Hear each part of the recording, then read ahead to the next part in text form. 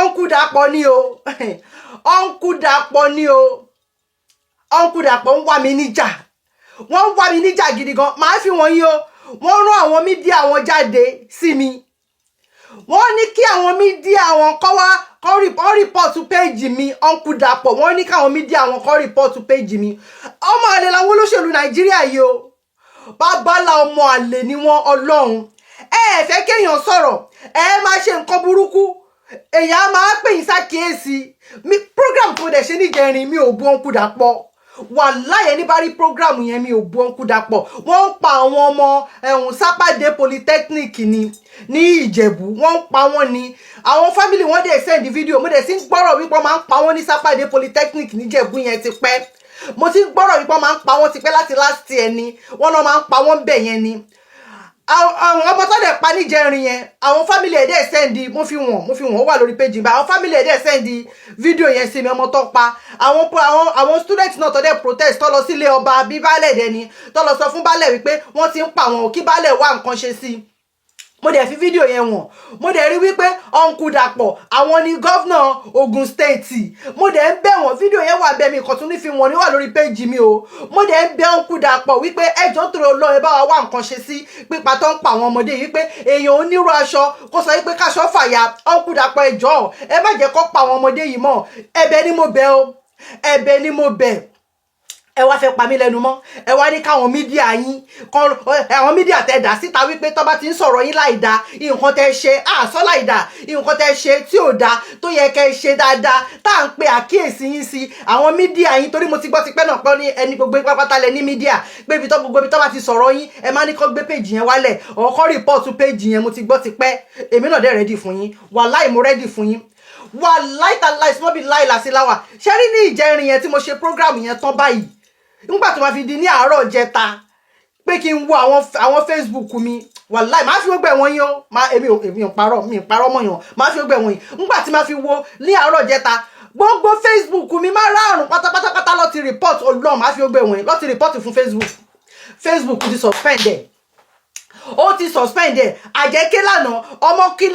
ọmọ kúlẹ̀ ní tani ọmọ kájà àná ló pọ̀ mọ́ Uncle Dapo ni àwọn mídíà Uncle Dapo ló ṣiṣẹ́ yẹn o máa fi wọ̀nyí àwọn mídíà Uncle Dapo ló ṣiṣẹ́ yẹn o torí pé wọn ò fẹ́ ká sọ̀rọ̀ ni o wọn ò fẹ́ kí n sọ̀rọ̀ mi ò dẹ̀ bú yín mi ò bọ́ Uncle Dapo mo kàn sọ wípé wọ́n ń pa àwọn ọmọ ní Sápàdé Polytechnic Ìjẹ̀bú ni wípé kó bá wá nǹkan ṣe sí mi ò bú wọn Ọlọ́run wọ́n dẹ̀ má fi wọ̀nyí ṣé wàá rí ní àárọ̀ jẹta yẹn tí mo wá rí báyìí bí mo ṣe kò sí nìyẹn ọba sọ pé kí n appeal máa fi ogbè wọ̀nyí àwọn Facebook wá sọ pé kí n appeal so nǹkan tó wá ń dùn mí bẹ́ẹ̀ ni tí ó yé mi náà tó ń dùn mí nǹkan tí ó yé mi bẹ́ẹ̀ tó ń bá fún mi ni wípé ṣé wá rí orí péjì eléyìí tí mo ti ṣe program yẹn gangan ìyẹn Ajé Olókun news tí mo ti ṣe program yẹn gangan mo wá share sórí Ajé Olókun Yorùbá mo jẹ́ sí Ajé Olókun lásán torí pé Ajé Olókun news lélẹ́yìí mo share sí Pansali mo share sáwọn péjì mi tó kù mi wá ní parọ́ fún yín ṣé wá rí nígbà tí mo wá appeal gbogbo ẹ̀ pátápátá orí péjì eléyìí tó jẹ́ pé Ajé Olókun news kò pé 20 minutes torí pé wọ́n sọ pé kí n mú driving license or passport mi wá any identification kí n fi sílẹ̀ gbogbo nǹkan tó béèrè lọ́wọ́ mi gbogbo everything tó béèrè lọ́wọ́ mi bí mo ṣe appeal yẹn mò ń fún wọn kò pé 20 minutes tí mo appeal sí gbogbo ẹ̀tàn báyìí bó ṣe ṣí eléyìí wọ́n open eléyìí fún mi ni àwọn tó kù wọ́n tí open ẹ̀ fún mi bí mo ṣe bá yín sọ̀rọ̀ yìí bóyá àárọ̀ ìwọ̀n tí open ẹ̀ o bóyá bí mo ṣe ń sọ̀rọ̀ báyìí nísìn bóyá ti máa open ẹ̀ o which tí mo dẹ̀ mọ̀ pé irọ́ ni because mo ṣiṣẹ́ ìkẹ́kí tó máa bọ̀ báyìí nísìn wọn tí open ẹ̀ káàbọ̀ mà mọ́ mi Èṣìṣọ́lá Ajétóyìn àjẹké lánàá ọmọ kúlẹ̀ nìní Uncle Dapo ni program tí mo ṣe níjẹrin tí mo fi bẹ̀ Uncle Dapo wípé kí wọ́n má pa àwọn ọmọ ọlọ́mọ pé kọjọ́ tó lọ́n kọ́ bá wá security sí Sápàdé Polytechnic ICT níjẹ̀bú tí mo sọ pé kó bá mi wá nǹkan ṣe sí pé wọ́n ń pa àwọn ọmọ yẹn o àwọn ọmọ tó dẹ̀ pa mi ò lè fi wọ́n tó rẹ́jẹ̀ ṣe wà lára ọmọ yẹn tí mo dẹ̀ ṣe lórí kinní bẹ́ẹ̀ yẹn àṣé àwọn ọ̀dà mi ti gbọ́ tẹ́lẹ̀ náà mo ti mọ̀ tẹ́lẹ̀ náà pé wọ́n sọ pé àwọn olóṣèlú yẹn máa ń dá àwọn mídíà wọn síta pé kó máa ṣèkà fáwọn tó bá ń sọ̀rọ̀ wọn ní orí Facebook níjẹrin ni mo ṣe program yẹn nígbà tó máa fi di ní àárọ̀ jẹta wọ́n ti report gbogbo page mi pátápátá wọ́n ti report ẹ̀ fún Facebook Ọlọ́run Facebook ó suspend mi ni bí mo ṣe ń bọ̀rọ̀ lọ ṣá so mo appeal sí gbogbo ẹ̀ṣà ṣé wá rí nǹkan tó wá bá fún mi ni pé àwọn mẹ́rin tó kù wọn ò tí ì ṣí báyìí eléyìí tí mo wá ti ṣe program yẹn gangan kò pé 20 minutes bí Facebook ṣe ṣí nìyẹn wọ́n ti ṣí eléyìí ní ìjẹta yẹn àwọn tó kù wọn ò tí ì ṣì dé ní ìmí mo gbogbo tó dẹ̀ béèrè fún ni mo fún wọn òun lélẹ́yìí máa fi wọ̀nyí o gbogbo mi ò ní parọ́ ó wá yà mí lẹ́nu tó mi ìwà mọ̀ brother mi Koiki brother mi Yorùbá Space TV sister mi Àṣàkẹ́ brother mi Àkàlàmàgbò brother mi Àrólé baba 1010 brother mi Masberia kí ló lè fà á wọ́n ti ṣí eléyìí fún mi wọn ò dẹ̀ ṣí àwọn tó kù mi ìmọ̀ ẹ̀mọ̀ pé mo bá yín lẹ́nu kínní yìí ni ọ̀dọ́ èmi ò kí ẹ o tó bá tún eléyìí gan tí mo fi ń ṣe program yìí nísìn tó bá tún block ẹ màá tún ṣí mi torí pé àìpa òun máa gogo lẹ́nu ẹ lè ní kí n má sọ̀rọ̀ mọ́ ibi tó bá ní kí gbégbé má gbé ibẹ̀ ló máa gbé ẹ lè ní kí n má sọ̀rọ̀ mọ́ bẹ́ẹ̀ ni tó bá tún ṣe mi kúkú gbowó lórí nǹkan kan mi gbowó lórí Facebook mi gbowó lórí TikTok mi gbowó lórí YouTube mi gbowó lórí nǹkan kan bẹ́ẹ̀ ni mò ń ṣe fún ìran mi ni tẹ́ ẹ bá tún ti eléyìí ọkùdàpọ̀ àtijọ́ kẹsẹ̀ bọ́ ṣòkòtò kan náà Ọlọ́run ẹlẹ́dàá gbọ́ torí pé ó ti ẹ̀ ń dùn mí wípé mi ò bú wọn nínú program tí mo ṣe yẹn náà mo ń bẹ̀ wọ́n ní pé mo tún kúnlẹ̀ pé ẹjọ́ tó rọ Ọlọ́run wọn kúdà pé ẹjọ́ ẹ bá wá nǹkan ṣe sọ̀rọ̀ yunifásitì àwọn polytechnic yìí wọ́n pa àwọn ọmọ tó wà bẹ́ẹ̀ èyàn onírò aṣọ kó sọ pé káṣọ yà àwọn ọmọ títí yín náà ṣoríire ẹjọ́ àwọn ọmọ ọlọ́mọ làwọn eléyìí òun leléyìí ò kẹ́lẹ́ mọ̀ pé mi parọ́ ẹ wò eléyìí ni ajé olókun ajé yẹn yàtọ̀ ṣe máa rí ṣá ajé we've suspended your account báwo ni ṣe máa ṣe náà kí ló dé tí mò ń bọ̀ kí ló dé ìwọ òde ṣe kíní kí ló ń ṣe ẹ́ òun lélẹ́yìí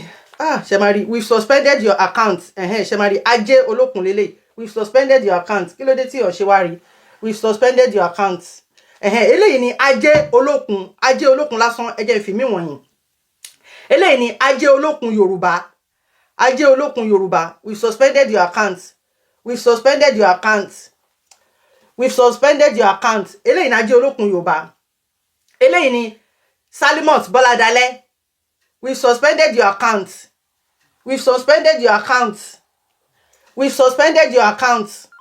eléyìí ni Paunsally èmi náà ni mo ní gbogbo ẹ o we've suspended your account yes we suspended your account lórí Paunsally we've suspended your account ṣé wá rí n tó wá ń ṣe mí ni pé eléyìí gangan tí wọ́n wá orí eléyìí tí mo ti ṣe program yẹn tí mo wá ṣí àìsí orí gbogbo àwọn tó kù eléyìí ló wá ṣí èyí tí mo ti wá ṣe program yẹn nìkan ló wá ṣí fún mi èyí tó kù wọ́n ṣì suspend ẹ̀ báyìí mo dẹ̀ ti appeal ẹ wá ní kémi àti Uncle Dapo bá jọwọ́ ṣòkòtò kan náà ká bá jọwọ́ ṣòkòtò kan náà a ṣẹ̀ṣẹ̀ bẹ̀rẹ̀ ni Ọlọ́run ẹlẹ́dàá gbọ́ wípé mi ò tiẹ̀ bú wọn rárá yẹn wọ́n wá rán àwọn mídíà wọn wá wípé kí wọ́n wá kọ́kọ́ report mi fún Facebook wá suspend account mi kúkú gbowó lórí ẹ̀ bẹ́ẹ̀ ni tẹ́ ẹ bá tún ti eléyìí màá tún lọ ṣí mi kò lè dùn mí gbowó lórí ẹ̀ ọ̀fẹ́ dẹ̀ ni Facebook máa ṣí fún wa Facebook kò kí ń gbowó lórí ẹ̀ Ọlọ́run a ṣẹ̀ṣẹ̀ bẹ̀rẹ̀ ni mò ń ṣàlọ̀ ṣíwájú ìjà ni o torí pé tẹ́ ẹ bá ti bá ń jáde tẹ́ ẹ bá ń gbọ́ Uncle Dapo lójoojúmọ́ kẹ́ má máa wò pé kí ló fa èmi àti Uncle Dapo pọ̀ o nǹkan tó fà mí nìyẹn o torí pé jẹ́jẹ́ mi ni mo jókòó tí wọ́n wá tọ́ mi bẹ́ẹ̀ ni torí pé tó bá wà the most useless governor in Ogun State Uncle Dapo ní kọlọmú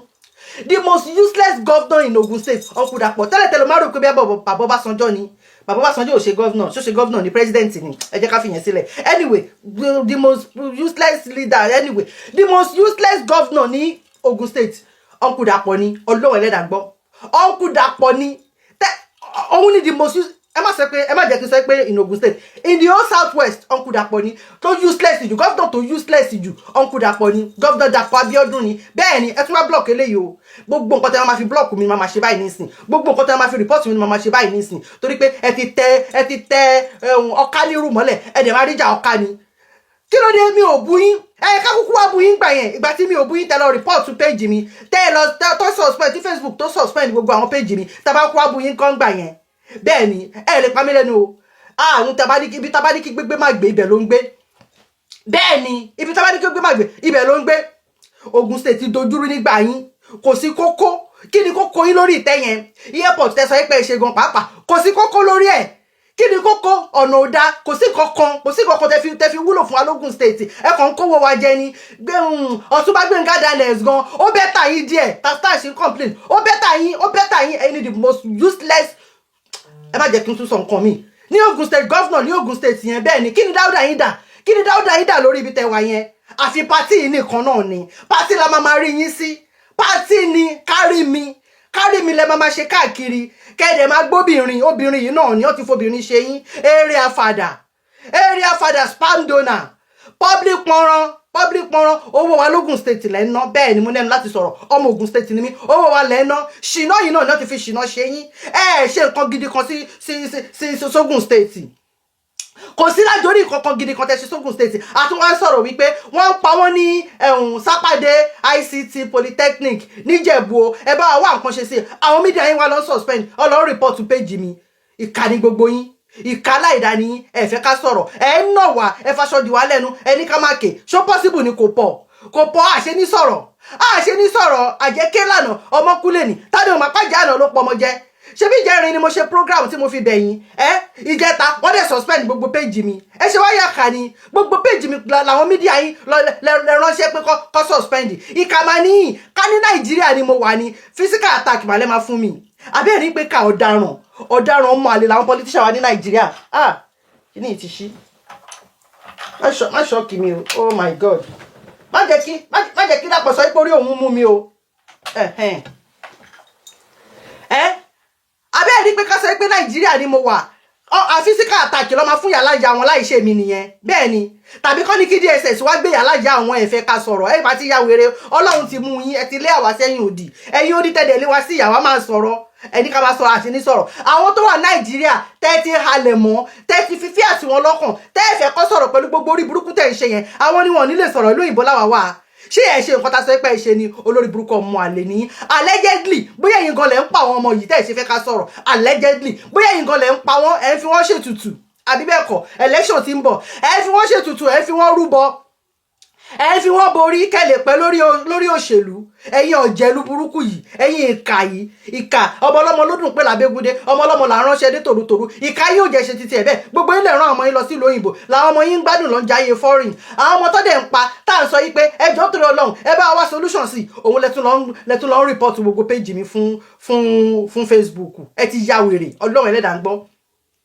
abájọ ẹ ti kọ́ àwọn tó wà àwọn students yẹn láyà jẹ torí pé mo interview àwọn students bíi mélòó kan ẹ̀rù ń bà gbogbo wọn ni wọ́n náà wọn ò lè sọ̀rọ̀ wọ́n náà ti máa ń pa àwọn jù níbẹ̀ yẹn ok àwọn fans mi kan béèrè ní orí comment pé bóyá àwọn Fúlàní ló lọ pa wọ́n tàbí pé bóyá àwọn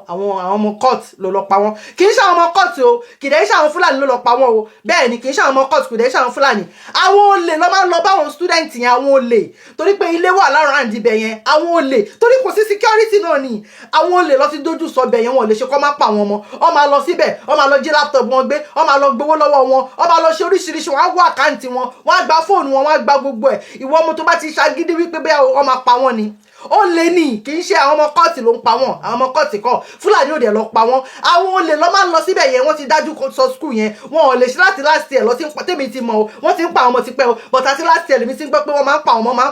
ń pa ọmọ bẹ́ẹ̀ kó tó di pọ́n pa ọmọ tó wà ti jẹ́rin tí mo fi wọ̀n yẹn àwọn olè ní ṣé ti security bá wà báwo ni olè ṣe fẹ́ máa wá sí ọ̀dọ̀ àwọn ọmọ skul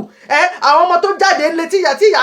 tíyà rán lọ sí skul pé kó lọ ṣoríire kó lọ nálùbáríkà kó wúlò fún rẹ̀ kó wúlò fún orílẹ̀-èdè wa tó jẹ́ pé wọ́n wá ń pàdé ikú lọ́nà ohun tó máa jẹ lọ́n wá lọ wọ́n wá ń pàdé ohun tó máa jẹ wọ́n ṣé tí ìlú bá dá tí security bá wà bẹ́ẹ̀ yẹn ni ṣé àpọ̀dà Abiodun máa sọ pé òun ò mọ̀ pọ́npọ́ àwọn ọmọ skul yẹn ni ohun tá a dẹ̀ sọ nìyẹn mi ò bú kó tó sọ pé kó tó rán àwọn mídíà yìí pé kọ́ lọ report page mi o wo ò ní jẹ́ tán Indomie tó fi kerosene sè ni wàláhì àníjọ jẹ́ tán ni èmi àti oníjọ jẹ́ tán ni àpọ̀dà Abiodun public oh my god Tinubu ti ń bí máa ń ká lòlò lẹ́yìn àpọ́nlé àbùkù ni o lẹ́yìn àpọ́nlé torí pé mo ti pọ́n ẹlé mi ò bú yín léyìí tí mo kọ́kọ́ sọ mo bẹ̀ yín ni ẹ̀dẹ̀ ní kọ́ lọ report page mi òun nìyí náà mo fi wọ̀nyí náà ṣe rí mọ́ mi ìṣúṣọ́lá ṣe rí náà wọ́n ti ṣì kò dùn mí torí pé mi kúkú gbowó lórí ẹ̀ kò dùn mí but mo kàn yá mi lẹ́nu ni pé ṣé ẹ fẹ́ ká sọ̀rọ̀ ni òun lélẹ́yìn náà Ajé Olókun leléyìí wọ́n suspend ẹni wọ́n suspend eléyìí wọ́n suspend ẹni mi mọ̀ bóyá wọ́n rí dáadáa ṣá wọ́n suspend ẹni Ajé Olókun wọ́n suspend ẹni eléyìí náà Ajé Olókun Yorùbá we suspended your account òun leléyìí we suspended your account wọ́n ò tí ì ṣí fún mi láti jẹrin yẹn wọ́n ò tí ì ṣí fún mi eléyìí náà Salimot Bọ́ládalẹ́ we've suspended your account wọ́n suspend ẹ̀ ní eléyìí Pound Sally we've suspended your account ẹ ti rí we've suspended your account a ní nǹkan tó wá ń dùn mí ni wípé mi ò mọ̀ bóyá bí ìmọ̀ bá ṣe mọ̀ pé mi mo ní gbogbo ẹ̀ mi mọ̀ ìyẹn ni mo tiẹ̀ ṣe ń wò pé kí n bèrè lọ́wọ́ àwọn mídíà tí mo bá lẹ́nu ẹ̀ mi mọ̀ bá ṣe mọ̀ pé mi ni mo ní gbogbo ẹ̀ mo hàn pé bí a torí pé mo share látòrí bíbà sí àwọn orí ibẹ̀ yẹn ni kò tiẹ̀ yé mi honestly ẹni tó ń ṣọwọ́ tá a mọ̀ kọ́lọ́ ń gbà wá lọ́wọ́ wọn ni o èmi ò mọ̀ bá ṣe mọ̀ mi mọ̀ bá ṣe mọ̀ pé mi mo ní gbogbo ẹ̀ because mi bẹ̀ kò sí fọ́tò mi bẹ̀ fọ́tò Chief Sunday Igboho ló wà bẹ̀ irú Pound Sally yẹn picture Chief Sunday Igboho ló wà bẹ̀ wọ́n dẹ̀ suspend gbogbo ẹ̀ up till now wọn ò tí ì ṣí fún mi ẹ rí pé ká ní wọ́n ni ìka ni wọ́n ọ ṣe bẹ̀rẹ̀ ni ẹ fẹ́ kú ẹ fẹ́ kí n sọ̀rọ̀ ẹ wò ẹ ṣáà mọ̀ pé bàbá mi Tinubu ní program tí mo ṣe wọ́n sọ wípé wọ́n ní àwọn politician ẹgbẹ́ àwọn opponent àwọn wípé wọ́n fi insecurity wọ́n ní wọ́n fẹ́ káwọn fi wọlé lẹ́lẹ́kejì wípé stubborn politician dẹ̀ làwọn èmi gan stubborn media àjọ máa stubbornly determine pẹ̀lú ra wa ni Ọlọ́run gbọ́ pẹ̀lú tẹ́ ṣe fún mi yìí ẹlòmíà fẹ́ sọ pé kí ni ọkùn Dàpọ̀ ṣe fún ẹ kí ni Àpọ̀dà Abíọ́dún ṣe fún ẹ Ọlọ́run bẹ́ẹ̀ ni èmi lẹ fẹ́ pa lẹ́nu mọ́ ta lẹ fẹ́ pa lẹ́nu mọ́ ibi ta ní kí gbégbé má gbébẹ̀ ló ń gbé àwọn ìyá tó rán ọmọ ó kàn tiẹ̀ ń tabilá àwọn ìyá tó rán ọmọ lọ sí skul owó onírú owó aláta owó gbọ́múlé láńtà owó gbèdìlé ṣéèdì owó alájẹmásùn owó lápò bàbá mi gan pé kọ́mọ ẹ̀ lè lọ sí skul á tún lọ ta bàbá Ìjẹ̀bú wípé bóyá òun á jẹ kọ́ lè fi rán ọmọ lọ sí skul kọ́ lè fi rán ọmọ lọ sí skul ẹ wá dẹ́mi àwọn ọmọ yẹn légbodò a tún wá ń sọ àwọn fámìlì ọmọ yẹn ló sẹ́ni fídíò ọmọ yẹn tó kú yẹn sí mi àwọn fámìlì ẹ̀ ní bẹ́ẹ̀ ni àwọn fámìlì ẹ̀ ní wọn ò lè sọ̀rọ̀ wọn náà wọn ò lè sọ̀rọ̀ wọn ní skul yẹn ò tiẹ̀ ń fẹ́ kí ọ̀rọ̀ àwọn jáde rárá wọn ní gbogbo atrocity tó bá ń ṣẹlẹ̀ nínú skul yẹn wọn náà ọmọ skul yẹn gan wọn ò bí da wọn ní ò bá wà ní final year tó bá gbẹ́ pé o sọ̀rọ̀ skul yẹn láì dá níta báyìí wọn náà máa lé ẹ ní skul yẹn ni wọn ti kọ́ ọmọ skul yẹn láyà jẹ wọn ò lè sọ̀rọ̀ bẹ́ẹ̀ ni wàláì àwọn ọmọ skul yẹn ò lè sọ̀rọ̀ bó ṣe ń pa wọn tó kò dẹ̀ tẹ́ wọn lọ́rùn ṣe rí nǹkan tó ṣẹlẹ̀ níjẹrin yẹn náà ọmọ tó pa yẹn náà àwọn ọmọ skul yẹn tó fẹ́ protest wọn ò gbà pé ìjọba bá wọn wá nǹkan ṣe sí wọ́n tún lọ bá kábíyèsí bí baálẹ̀ dẹ̀rí tó lọ bá ìyẹn ò ní nǹkan tó lè ṣe kí ni baálẹ̀ fẹ́ ṣe baálẹ̀ gan dorí ara ẹ̀ ni baálẹ̀ gan máa dorí ara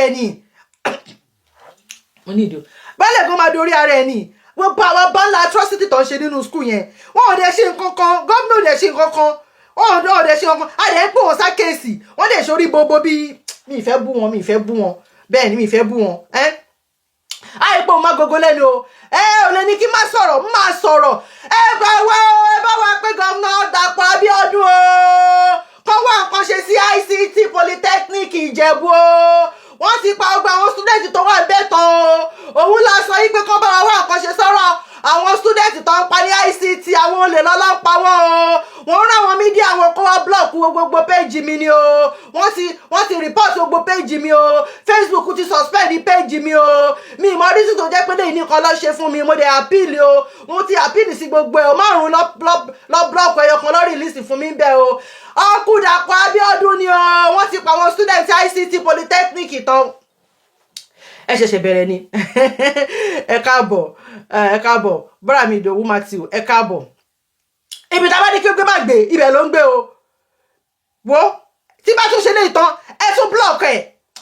mi ìgbowó ọ̀fẹ́ dẹ̀ ní Facebook mi ò gbowó kó lè dùn mí torí mi ìgbowó lórí Facebook mi ìgbowó lórí TikTok mi ìgbowó lórí YouTube mi ìgbowó lórí nǹkan kan bẹ́ẹ̀ ni tẹ́ ẹ bá tún block eléyìí ṣé ní gbogbo àwọn márùn mẹ́rin tọ́tọ́ tí ṣì yẹn màá tún lọ ṣí mi ọ̀fẹ́ ni even kí Facebook sọ pé òun gbowó owó tó ní àbùkù kan màá tún ṣí mi wọ́n block page mi ni wọ́n suspend page mi ni Uncle Dàpọ̀ Abíọ́dún àwọn mídíà wọn torí wọ́n ti sọ fún mi àwọn ọmọ school yẹn gan sọ fún mi wọ́n ní ó ní àwọn mídíà tó máa ń rìn káàkiri gbogbo orí íńtánẹ́ẹ̀tì gbogbo bí tó bá ti sọ̀rọ̀ ẹ̀ láì dá báyìí ó máa ní kó máa lọ ṣọkọ fún àwọn péjì yẹn àwọn ọmọ school yẹn torí mo interview níjẹta mo interview àwọn bíi mẹ́ta ń bẹ̀ wọn ò lè sọ̀rọ̀ wàláì wọn ò lè sọ̀rọ̀ ó ti kẹ́rù bá wọn ó ti kó jìnnìjìnnì bá wọn àwọn ọmọ school yẹn sọ pé kàn máa ń pa wọn ni ipa àwọn olè yẹn kàn máa wá ni wọ́n máa gbé mọ́tò wá wọ́n dẹ̀ máa operate wọ́n máa raid gbogbo àwọn tó wà bẹ́ẹ̀ ni wọ́n á gba fóònù wọ́n á gba laptop wọ́n á gbowó wọ́n á gba gbogbo nǹkan ìwọ tó bá bá wọn ṣagídí wọ́n máa pa ẹ́ ni bẹ́ẹ̀ ni àwọn ọmọ school yẹn wọ́n ò lè sọ̀rọ̀ bẹ́ẹ̀ ni wọ́n tún bẹ̀ mí ní àwọn ọmọ school yẹn bẹ̀ mí ní pé kí n jọ́ tó lọ́lọ́run kí n má gbowó àwọn Jáde mo ní mi ò tiẹ̀ rí ìkọ́dù náà tàbí pé even débi pé phone number wọn gan pàápàá pé kí n delete ẹ̀ tí n bá ti bá wọn sọ̀rọ̀ kí n delete ẹ̀ torí pé lára àwọn family ẹ má jẹ́ kí n fún yín information púpọ̀ kọ́ má lọ mọ́ àwọn ọmọ lọ́mọ àwọn ọmọ school yẹn wọ́n bẹ̀bẹ̀ ní ẹ má rí bẹ̀rù lára wọn kí ló dé olóríkórí lẹ́yìn olóṣèlú wa yìí o olóríkórí ni yín ìkà ni yín ẹ̀dẹ̀ bí àwọn ọmọ titi yín ẹ̀sùn ẹ̀ máa ké lórí àwọn ọmọ yín àwọn ọmọ titi yín ìlú òyìnbó làwọn ọmọ titi yín wà ìkà ni yín ìkà aláìdá ni yín bẹ́ẹ̀ ni Uncle Dapo Abiodun sísà mi Olúwatóyìn Deborah ẹ káàbọ̀ Uncle Dapo Abiodun ni ó ti ṣẹ̀ mí in case ẹ bá rí pé mò ń fáyà lórí Uncle Dapo Abiodun tó ráyè ṣe bẹ̀rẹ̀ ni o àti jọwọ́ ṣòkòtò kan náà ni fíìmù tó gùn ni kò ní dúró wò tán kí n dóní tó fi kerosene ṣe ni àníjọrí jẹ ni Ọlọ́run ẹlẹ́dàá gbọ́ Uncle Dapo Abiodun ó rán àwọn mídíà wọ́n ti suspend gbogbo péjì mi 5 lọ suspend ẹyọ kan lọ ṣí fún mi báyìí nísìn wàláì Ọlọ́run ẹlẹ́dàá gbọ́ ìyẹn lọ bẹ́ẹ̀ Uncle Dapo Abiodun ẹ jẹ́ tún sọ bílẹ̀ kan sí Uncle Dapo Abiodun Gomina Dapo Abiodun ẹjọ́ torí Ọlọ́run àgbáyé ẹjọ́ ẹ bá wa sọ fún Uncle Dapo Abiodun o wọ́n ti pa gbogbo àwọn student ọmọ ẹ̀hùn sápàdé polytechnic àwọn olè ti lọ pa wọ́n tán o wọ́n ń pa wọ́n ni o ẹjọ́ tó lè bá a kí sí Uncle Dapo Abiodun Gomina Dapo Abiodun kó wà nǹkan ṣe sí sápàdé polytechnic o Ìjẹ̀bú o wọ́n ń pa àwọn student tó wà ń bẹ̀ tán ni o ohun tá a sọ nìyẹn o tó Uncle Dapo Abiodun ṣe dà àwọn mídíà wọn síta o tó sọ pé kọ́ wá rìpọ́ọ̀tù péjì mi o wọ́n ti suspend péjì mi 5 ẹyọ kan ní Facebook ṣí fún mi báyìí o pẹ̀lú ọ̀pọ̀lọpọ̀ interview ni o kí n mú driver's license mi sílẹ̀ kí n mú ọgbà wá kí n má wò wá gbogbo nǹkan tí Facebook béèrè mo ti fi sílẹ̀ o ẹyọ kan lọ́ṣìṣì fún mi ọ̀tíṣì 4 tó kù fún mi o èmi àti Uncle Dapo Abiodun dẹ̀ ti wọ ṣòkòtò kan náà o fíìmù tó gùn ni kò ní dúró wò tán bẹ́ẹ̀ ni kò ní dúró wò tán Uncle Dapo Abiodun kò ní dúró wò tán fíìmù tó gùn ni kò ní dúró wò tán Ọlọ́run ìyẹn lọ bẹ́ẹ̀ ní Nàìjíríà yẹn a ní ìjọba o èmi mọ̀ tẹ́lẹ̀ pa níjọba Ọlọ́run ẹlẹ́dàá gbọ́ ọ̀rọ̀ South Africa la fẹ́ sọ ṣẹ́gbọ́n tí bàbá Tinubu sọ láti bí oṣù kan tá ti ń sọ pé wọ́n ń pààyàn ní South Africa o wọ́n ń pààyàn ní South Africa o Bianca Ojukwu foreign minister wá nǹkan ṣe sí o wọ́n ń pààyàn ní South Africa tí bàbá Tinubu ṣe bí pé bóyá wọn ò gbọ́ bàbá Tinubu ti fún wa lésì o ẹ jẹ́ wá fi èsì tí bàbá Tinubu fún wa ní lórí ọ̀rọ̀ South Africa bó ṣe ń pààyàn tó ní South Africa ẹ jẹ́ wá fi èsì tí bàbá Tinubu fún wa o ẹ máa wo máa kà fún yín o òun ni tí bàbá Tinubu sọ léléyìí o bàbá Tinubu rè o bàbá Tinubu rè o bàbá Tinubu nìyẹn ní ọmọ Nàìjíríà tó bá fẹ́ kúrò ní South Africa ni yóò san owó ọkọ̀ òfurufú ara rẹ̀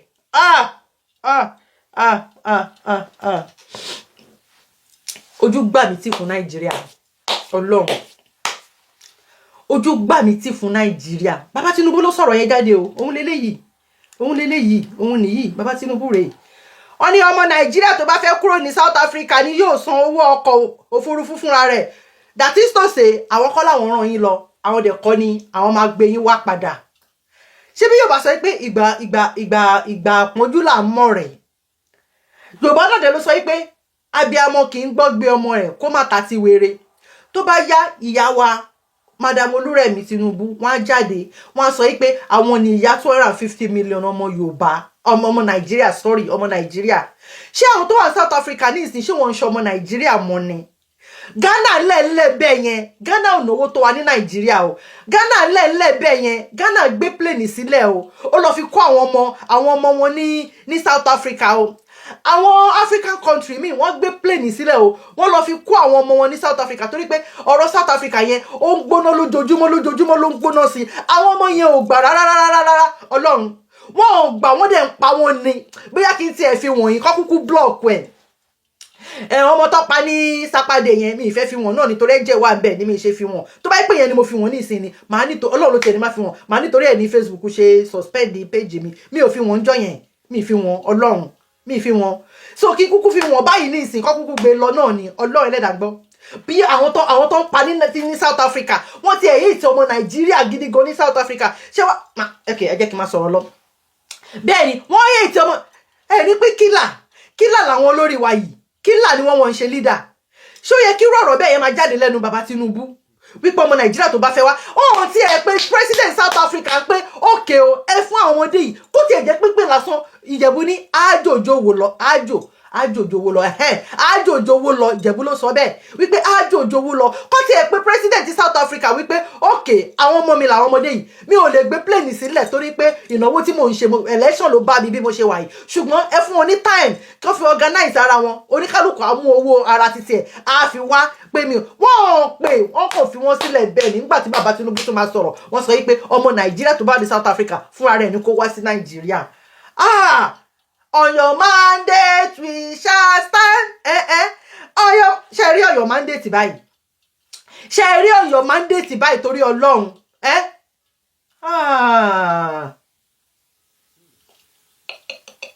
èmi mọ̀ pé tó bá jẹ́ wípé àwọn ọmọ tó wà ní South Africa yẹn wọ́n sọ wípé àwọn fẹ́ wá dìbò nílé ni tó fẹ́ dìbò fún wọn nílé ni plane máa wà o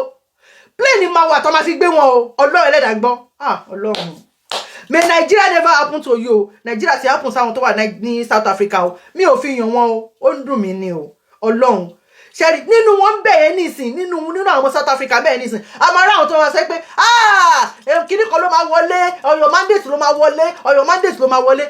Nigeria ti happen sí wọn báyìí nísìn o tó bá ní may Nigeria never happen to you bàbá ńlá àdúrà ni o ẹ máa yá àṣà mi ni o Nigeria ti happen sí wọn báyìí nísìn o bẹ́ẹ̀ ni ẹ wo bá ìjà wọn sí oníkólóbó báyìí nísìn túrẹ̀ mo yín sọ pé ẹ̀yin tó ti ìjà sóní kólóbó tẹ wà ní Nàìjíríà ẹ rọra ilẹ̀ yọ o oyè tó ẹ má bìlí pé oyè tó kan ráàwò kò lè kan mákànmákàn lóye ń kán ní o oyè tó kan ráàwò ó lè kan ara ẹdẹ o bí Nàìjíríà ṣe máa hápùn sí ẹ wọ̀nà sí Nàìjíríà gbà hápùn sáwọn báyìí nísìn bí Nàìjíríà ṣe máa hápùn sóní kálukú ọ̀tọ̀ọ̀tọ̀ ní o gbogbo ilẹ̀ máa jẹ breakfast ní sùúrù tó nájọ ni Ọlọ́run ẹlẹ́dàá ń gbọ́ ìwà ọ̀dájú lèmi rí yẹn sí ẹ máa wo bó ṣe sọ̀rọ̀ kò tí ẹ̀yẹ kún tí ẹ lè sọ̀rọ̀ jáde bẹ́ẹ̀ yẹn ni pé ọmọ Nàìjíríà ṣé wọ́n ń ṣe ọmọ Nàìjíríà mọ́ ni ṣé tí ìlú wa bá dá kí la máa wá káàkiri kí la máa sáré kiri fún bí ẹṣin oníwòlímọ̀ kí la máa lọ tá máa bọ̀ bí áńgẹ́lì tó mì sí flight káàkiri kí la máa lọ káàkiri bí ìgbóná káàkiri gbogbo àgbáyé tí ìlú wa bá dá tẹ́ ẹ̀ka lè wọ̀ ní tawáǹdì àbí ṣe ẹ̀ka lè wá tawáǹdì ni kì í sọ tẹni tó dé la rí yìí o àmọ́ tẹni tó ń bọ̀ o tó bá sọ pé kò kàn mí ó lè kẹni tó máa kàn ó lè kàn orin Saheed Òṣùpá ni mi mọ́ kọ tí o bá ní kò kàn ó lè kàn ẹni tó máa kàn onítọ̀hún Ọlọ́run kí ló ń ṣe wọ ó lè kàn ẹni tó máa kàn ó lè kàn ẹni tó máa kàn yan o Nàìjíríà ti hápùn sí wọn ìbò ló wà lọ́kàn wọn báyìí nísìn wọn ò ráyè tí anything wọn ò gbọ́ pá wọn ò gbọ́ po ìbò ló wà lọ́kàn wọn Ọlọ́run ọba o máa fi fídíò wọ̀nyí o bàbá yìí ò sẹ́ndì yín rárá o wàláì kò sẹ́ndì yín rárá ẹ jẹ́ kí n fi fídíò wọ̀nyí fídíò bí àwọn ọmọ South Africa nǹkan tó ń ṣe èyí tó bá nẹ́jẹ̀ inú mi ní fi wọn èyí tó bá nẹ́jẹ̀ inú mi ní fi wọn but ẹ kàn wá wo ara tó ń dá no kí ló dé tí o ṣe sọ̀rọ̀ sókè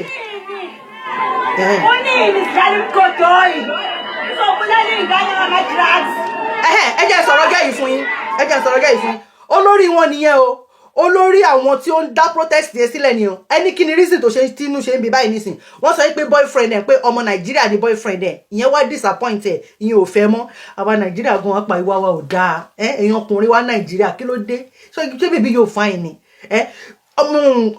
ọmọ Nàìjíríà ni boyfriend ẹ̀ ìyẹn wá disappoint ẹ̀ kò fẹ́ mọ́ torí ẹ̀ nínú ṣe ń bí sí Nàìjíríà ẹni Nàìjíríà tó bá rí wọn pa ni kò fẹ́ rí Nàìjíríà rárá òun ni leader wọn.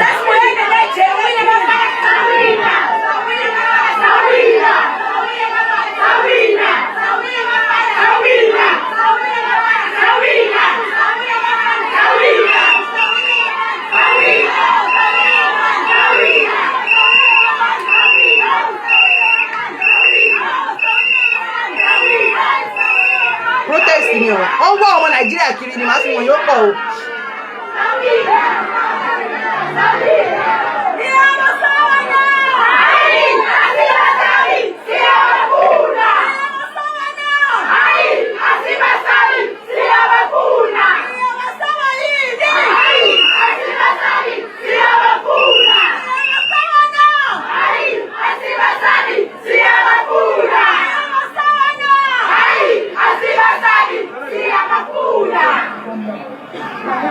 Namahlale emotweni. Hayi kumnandi koma.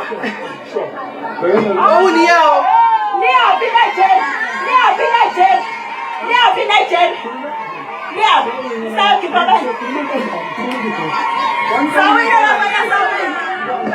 Sibuena lophili Nigeria. Elishumisa idakamizwa la. Nipi? Naya lapha. Lisayokhipha amanye ama-Nigeria elenza nabo idakamizwa. Ele Nigeria no ni. Sibuyena lophila iNigeria. Nigeria. Elenza idakamizwa. Lisayokhipha abanye ke lapha. Omi ni Nigeria buruku.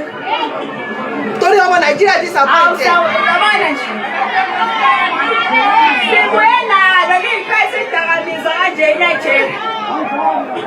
Singadlala ama-Nigeria la ezokulethela idakamizwa. Nigeria Kazi. Ezidlalile lezinje. Side lesikhathi bebulala ingane nesizwe sethu.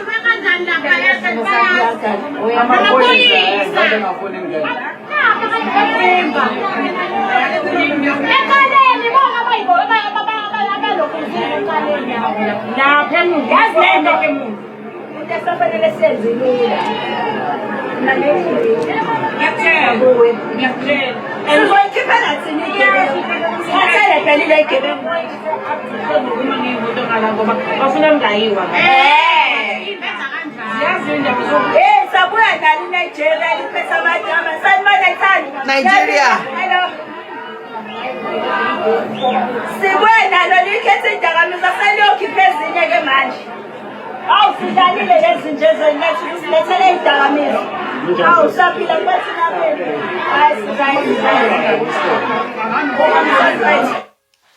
That's why we lay you. I'm on Nigeria.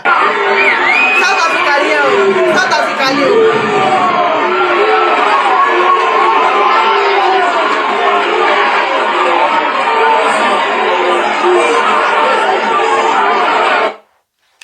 That's why we lay you. One wá ọmọ Nigeria ni building tẹ́rí yẹn. Wọ́n náà ọmọ Nigeria pọ̀ ńbẹ̀ yẹn. Building yẹn ló ń wọ̀ lọ. Wọ́n wọnú ilé lọ bá wọn ni. Ẹ wá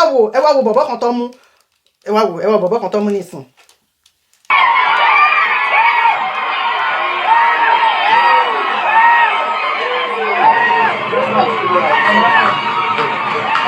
Bọ̀bọ́ yẹn. Bóyá ọmọ Nigeria ni ẹ bẹ́ẹ̀ yẹn.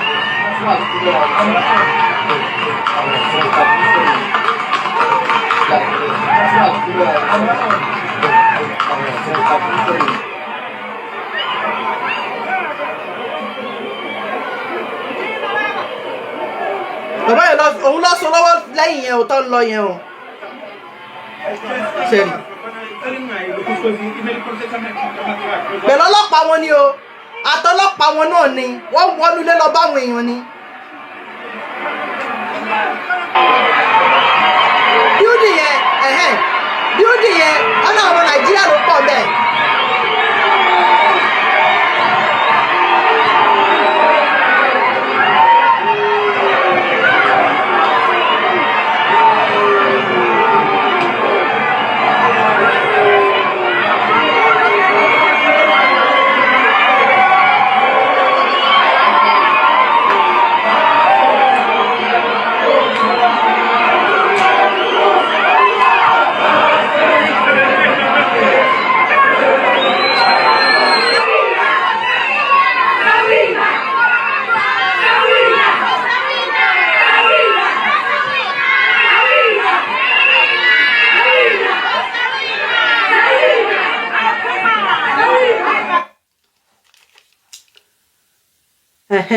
Ó pọ̀ mi ìfẹ́ fi tàwọn tẹ̀tẹ̀ tó nẹ́jẹ̀ nínú ni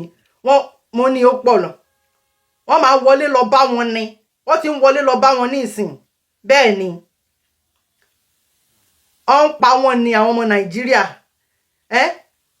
òrìṣà bó lè gbèmí ṣe mí bó ṣe bá mi ṣe bí wọn tí wọn bá tiẹ̀ lè sọ fún tí wọ́n bá lè gbé plane sílẹ̀ ṣé bóyá kó lè sọ fún àwọn president kó bára wọn sọ̀rọ̀ pé okay ẹ fi wọ́n sílẹ̀ wọ́n máa wálé ẹ fún wọn ní time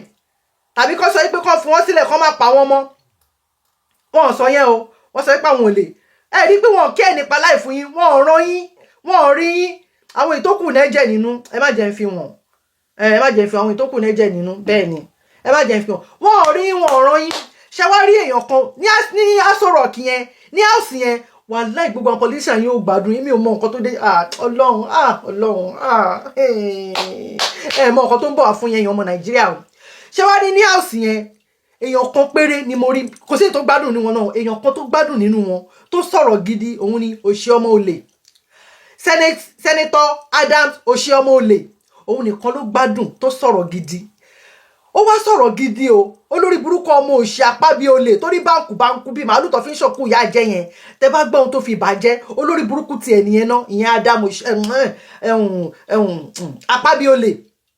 ṣé bí Akpabio olè ní ìgbà táwọn ọmọ kan tó fẹ́ ṣe protest tó sọ pé àwọn máa ṣe protest ní pé end bad government tí Akpabio olè sọ pé tó bá ṣe protest tó bá wà nínú oòrùn pé òun máa wà nínú ilé àgbàlagbà olórí òun máa wà nílé òun máa cross ẹsẹ̀ òun máa jẹ chicken òun máa mú wáìnì sí wípé wọ́n ń fóun para wọn ni ẹ rí pé wọn ò ráyè títí wa wọn ò gbọ́ wọn ò fẹ́ gbọ́ nǹkan tá à ń sọ wọn ò ráyè títí wọn ò kí ẹ̀ nípa wa tọ́rọ̀ bá dẹ̀ ti rí bẹ́ẹ̀ yẹn wèrè la máa fi wọ́ wèrè tó láwọn olè igun òǹran yín wọn òǹran wa ẹ wá gbọ́n tí Senator Akpabio olè tó sọ o ó tiẹ̀ wá sọ̀rọ̀ gidi ó sọ wípé kán ó ní kí ló sọ náà o mo ti gbàgbé ó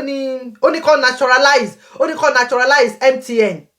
ó ní kí Nigeria government ó ní kó naturalize MTN àti DSS ó ní kó dẹ̀ revoke license wọn Adams Oshiomole òun ló sọ bẹ́ẹ̀ kẹ wá gbọ́ ọ̀rọ̀ tí Akpabio olè tó fi bàjẹ́ olórí burúkú lọ Akpabio olè yẹn Ọlọ́run Adams Oshiomole ẹ jẹ́ n fi wọ̀nyí Oshiomole sọ̀rọ̀ gidi o òun lélẹ̀. If you hit me, I hit you. Oshiomole ní One of the issues in South Africa, the president of South Africa did campaign openly that foreigners were taking the jobs that South African people could do. That is why his hands and his legs are tied. What is my response? These Nigerians who are in South Africa, they are not there on holiday. They are there to work and to earn. And which kind of job they are doing? There are two categories. Many are traders, others are doing maybe some high-skilled jobs. So my view is that it is time to reciprocate. This Senate should adopt a position that MTN, a South African company that is cutting away millions of dollars from Nigeria every day, MTN, that Nigeria nationalize it and withdraw its license, so that Nigeria company can take over the MTN business and recruit more people. Those coming from South Africa will find good jobs working with the company that will replace MTN. And I know that South African president has interest in MTN. The second is that we ask the Minister of Communication of the federal government to revoke the DSTV, which is also a South African company that is cutting away millions of dollars, even abusing, resorting to practices that will not even be accepted in South Africa. I don't want this Senate to be shedding tears to sympathize with those who have died. We didn't come here to shed tears, and I'm not going to shed tears. If you hit me, I hit you. Yes, I think it's appropriate in diplomacy. It's an economic struggle. What the black South Africans are saying is that Nigerians are taking their jobs. Okay, Nigerians, come home. I take over the job of MTN. Nigerians, come home. I take over the job of DSS. When we hit back, DSTV, the president of South Africa will not only talk, he will go on his knees to recognize that Nigerians cannot be treated and we do not condone any war life being lost. If a crime has been committed under South African law, they have a right to bring any sort of person to justice. But to kill our people as if we are helpless, we are not. By the time we turn in the economy hardship, we withdraw MTN license. We revoke DSTV license. those people coming from Nigeria, from South Africa will have good jobs to do. Let South Africa continue with their jobs. Then when we have this balance of madness, I believe there will be sanity and we will kick our bilateral relationship in a manner that is a win-win. Yeah. Right now, Nigeria trade deficit with South Africa. South Africa is the one benefiting. So my colleagues, let not turn this place a place of mourning and crying and lamenting. Let us bite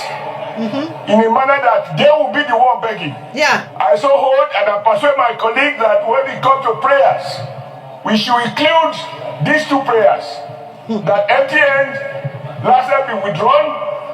that DSTV license be withdrawn. There are Nigerians who can provide those services and they will employ those who are coming back home from South Africa.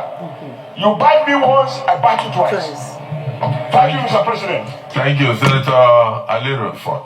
Olórí burúkú ṣe rí pé kíní kan ni mo bá wí Oshiomole kọ́ mo bá wí o. Olórí burúkú Akpabio lè ẹ máa sọ máa yóò gbádùn Ọlọ́run ọba o. Ó dàbí kókó àwájú mi kí n fún ní 40 ni ìyẹn Akpabio lè. Ṣe rí pé Oshiomole ó sọ̀rọ̀ gidi báyìí nísìn. Ẹ máa gbọ́ nǹkan tó lórí burúkú ọmọ Akpabio lè yẹn tó máa sọ báyìí nísìn o. Ó dàbí pé Akpabio lè ní girlfriend ní South Africa ẹni àbí kó jẹ́ pé ó ní company ní South Africa ní kò ṣe fẹ́ bá South Africa yẹn Akpabio lè yìí olórí burúkú ni bọ̀bọ̀ yẹn Ọlọ́run. The joint decision Akpabio lè ní yẹn o. House of Representatives and the Senate to South African Parliament is very important. I would like to see South African Parliament debating this. I would like to see them debating this and questioning themselves. And then also either they applaud for their citizens or they condemn their citizens. That people who come to do legitimate business, even tourists to South Africa are being killed mistakenly as if they are going to work. You can imagine somebody, a surgeon from Nigeria, being lynched on the road by a mechanic in South Africa. And then his reason is that the surgeon is coming to take his work. And meanwhile, he's a mechanic. And the surgeon from Nigeria dies because he visited South Africa. So the issue goes beyond. Èmi ò mọ̀ ọ̀rọ̀ ò make sense lójú tèmi létí tèmi kò make sense ẹ máa gbọ́ lọ bóyá ó dẹ̀ máa yé yín èmi ò gbọ́ ohun tó ń sọ.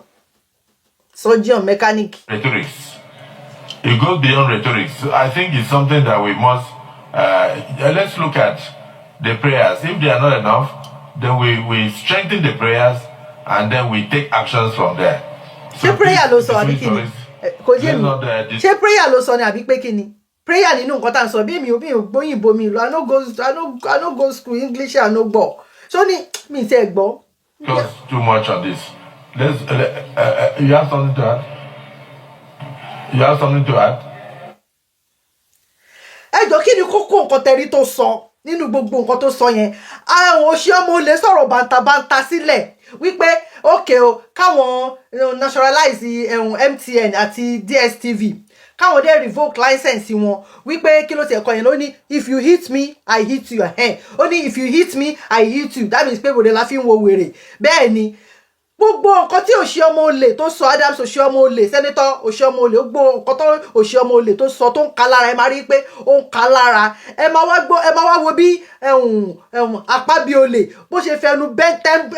tẹ́ńbẹ́lẹ́ kò tí ẹ kí ẹ nípa àwọn tó ń pa bẹ̀ yẹn ẹ rí pé like father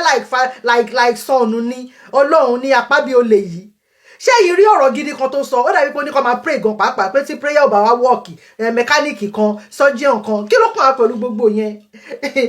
Ọlọ́run àmì Nàìjíríà never happen to me olórí burúkú ni gbogbo àwọn olóṣèlú wa ní Nàìjíríà wọn ò nífẹ̀ẹ́ yín Ọlọ́run ọba 2027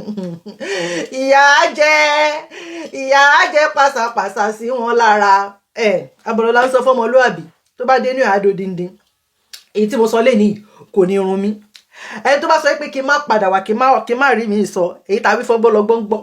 èyí tàbí fọ́gbà lọ́gbà ń gbà kóṣẹ ń tìlá kóṣẹ abẹ́rẹ́ àbátálákẹ mọ́ bá dá òun lòrìṣà ń gbà abẹ́rẹ́ kí n kọ́ wọn aṣọ kọ̀ọ̀kan kí n kọ́ wọn odò ewé tabájá sọ́wọ́ ọ̀tún ní gbé èyí tabájá sọ́wọ́ òsì ní gbé tẹ́ ẹ bá fẹ́ bóbìnrin sùn ẹ máa bọ́ ṣòkòtò ni ó ti di dandan tẹ́ ẹ bá fẹ́ mu gàrí ẹ gbọ́dọ̀ rí kúlíkúlí àtẹ́pà àbíjógí aláta súrẹ́súrẹ́ ẹni tó bá ní kí n má dé ní mi ní dé bá ẹ ṣé mo dúpẹ́ oníyan ẹ ṣé. ọlọ́ka ìṣe mọ́ mi olúwa mo fẹ́ wo Facebook eléyìí pé kí n tiẹ̀ fi kí ẹ̀yin tẹ wà lórí péèjì wọn ti release ẹ wá wò kó má dàbí rọ Facebook eléyìí wọn ti nípa ẹ wò wọn tiẹ̀ ti release ẹ fún mi Facebook eléyìí báyìí nísìn wọn ti release ẹ fún mi wọ́n sì suspend ẹ náà ni òun ni ṣe ń rí ẹ jẹ́ kí n wò ṣe ti rí o eléyìí wọn ti release ẹ wọ́n sì suspend ẹ ni o òun ni rẹ̀ kí n fi wo òun ló yẹ kí n wo ṣe ti rí kí ló ti ẹ̀kọ́ sí Ajé Olókun you submitted an appeal okay Ajé Olókun you wọ́n suspend ẹ̀ tẹ́lẹ̀ ni mo wá appeal òun ni Ajé Olókun you submitted an appeal láti jẹrin o òun lélẹ́yìí o wọ́n sì suspend ẹ̀ fún mi mo fẹ́ fi wo pé kí n fi kíyín ni o péèjì mi 4 wọ́n report ẹ̀yìn Uncle Dapo Abiodun ni o Uncle Dapo Abiodun Uncle Akpabio Abiodun ni o area father public mọ́rán ọmọge ló ń gbé káàkiri gbogbo wa lógùn state ló ti fi ṣe ṣìnà tán Uncle Dapo Abiodun àjọwọ́ ṣòkòtò kan náà ni Ọlọ́run ẹlẹ́dàá gbọ́ fíìmù tó gùn ní ẹni dúró wò tán.